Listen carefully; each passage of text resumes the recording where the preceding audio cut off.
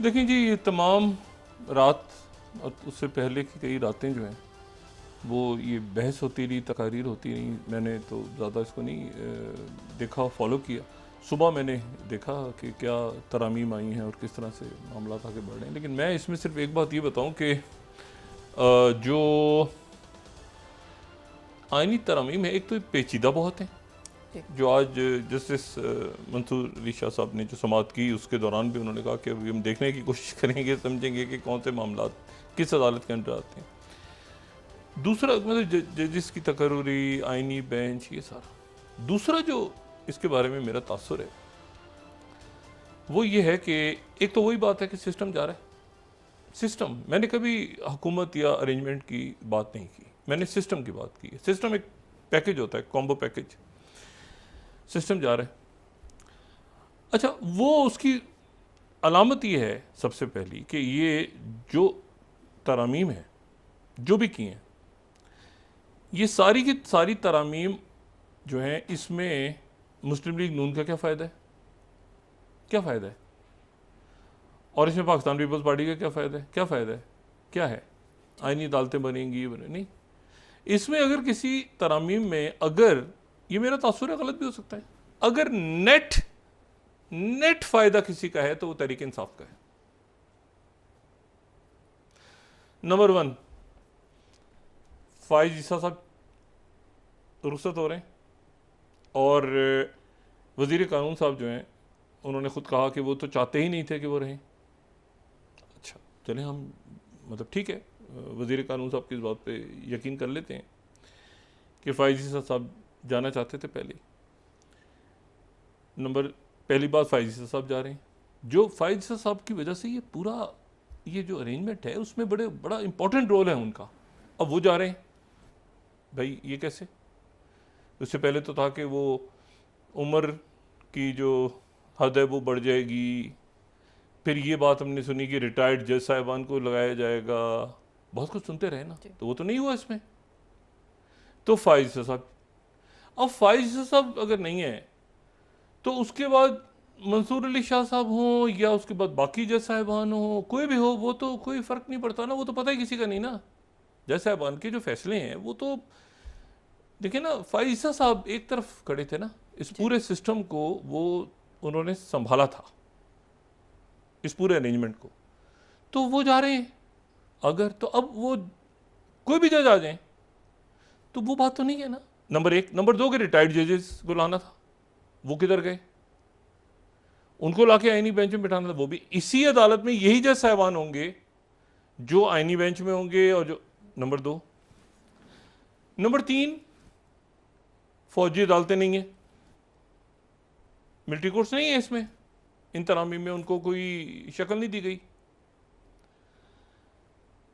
तो वो तो फौजी अदालतें जो है वो तो एक पूरा इनका जो था वो यही था सारा कि भाई फौजी अदालतें और ये वो सारा, वो तो नहीं है इसमें।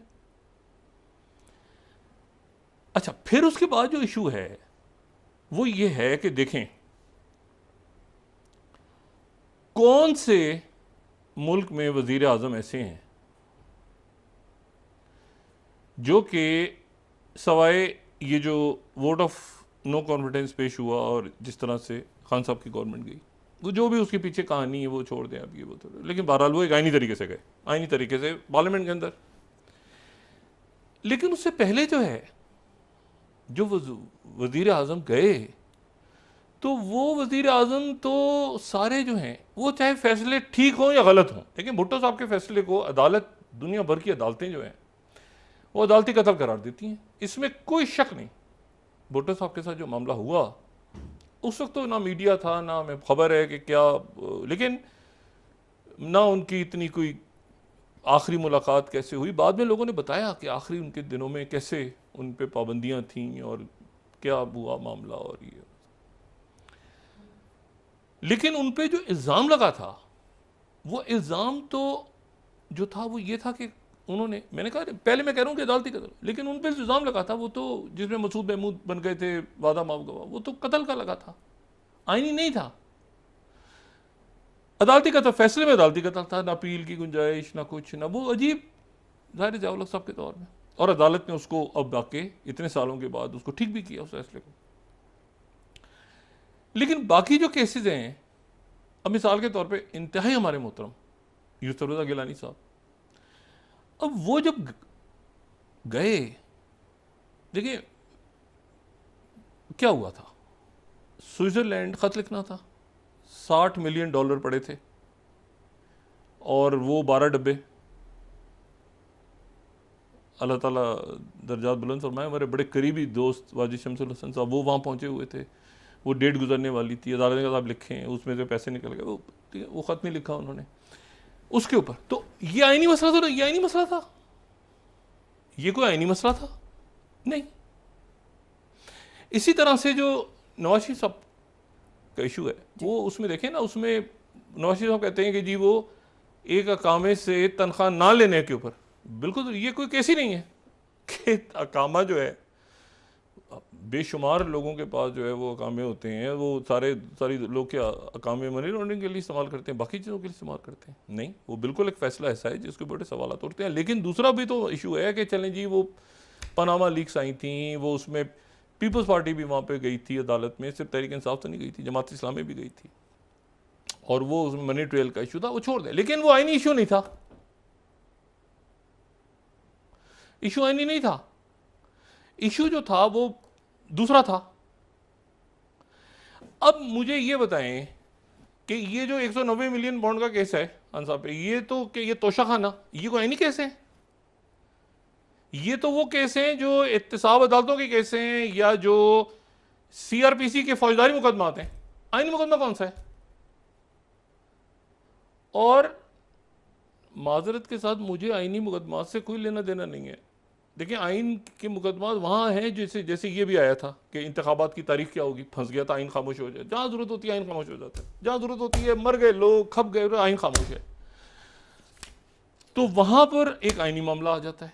लेकिन अदरवाइज इस मुल्क के जो इश्यूज हैं, वो तो सबसे बड़ा इशू है करप्शन और माफियाज और एलिट कैप्चर और स्मगलर्स, और जनाब कभी शुगर, कभी ये, कभी हर एक के पीछे एक गठजोड़ निकलता है।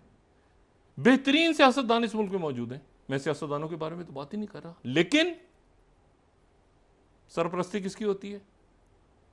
उसमें आपका अदालती निज़ाम भी कहीं ना कहीं इन्वॉल्व होता है, कहीं ना कहीं आपके जो पुलिस का सिस्टम है वो भी, कहीं ना कहीं आपकी ब्यूरोक्रेसी भी, ज़बरदस्त लोग भी हैं, लेकिन ये पूरा गठजोड़ होता है। इशू ये है सारा कि ये आईनी मामलात हैं, ये कोई आईनी मामलात हैं, ये तो करप्शन है। जो शुगर स्मगल हो रही है, तो बाकी मामलात हैं सारे, मनी लॉन्ड्रिंग हो रही है, पैसा बाहर चला गया है, ये तो फौजदारी मुकदमात हैं, कत्ल गारत, बाकी। तो आईनी मामलात तो बहुत थोड़े हैं।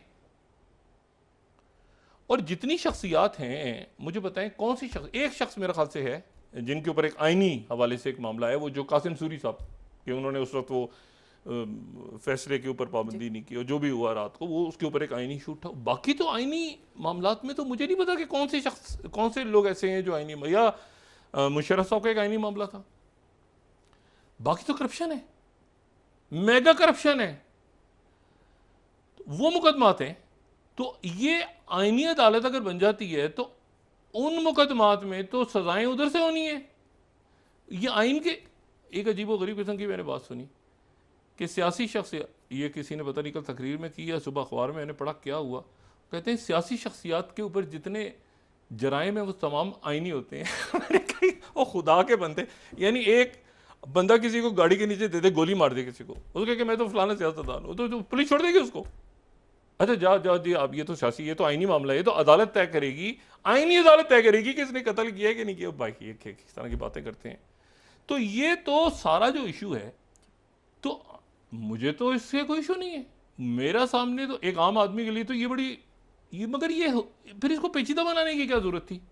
एक कमेटी बनेगी, 2 कमेटियां बनेंगी, आईनी अदालतें बनेगी। ओ भाई, आईनी अदालतों ने कब किसी वजीर आजम को, किस वजीर आजम को